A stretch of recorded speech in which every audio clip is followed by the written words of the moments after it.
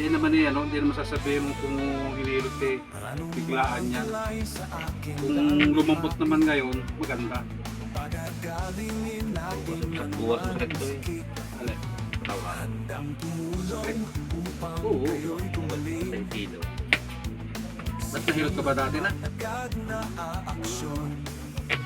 Ewan ko lang din sa'yo kung hihilot ka sa mga ganito. Pero pag nakaligo naman, sarap. Oo, pag nakaligo naman. Kasi parang naunat-unat yung katawan mo eh. Kung parang balingtamad yung katawan mo, yun talaga.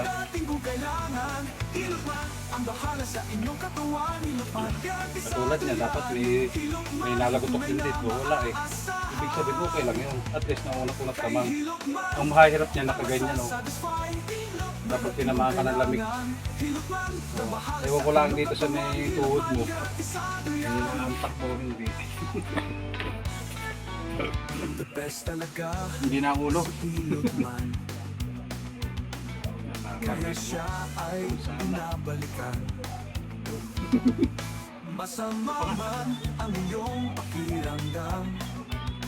Kahilot man Mas malalim dito. yan ay gagaan. Hilot man tunay na maaasahan. Hilot man darating kung kailangan. Hilot man na bahala sa inyong katawan. Hilot man garantisado Aminado ko sir, ang bigat mo. maaasahan. Hindi naman na palaga. Eh siyempre, gumawa lang din ako. Sa inyong katawan, hilot man garantisado yan.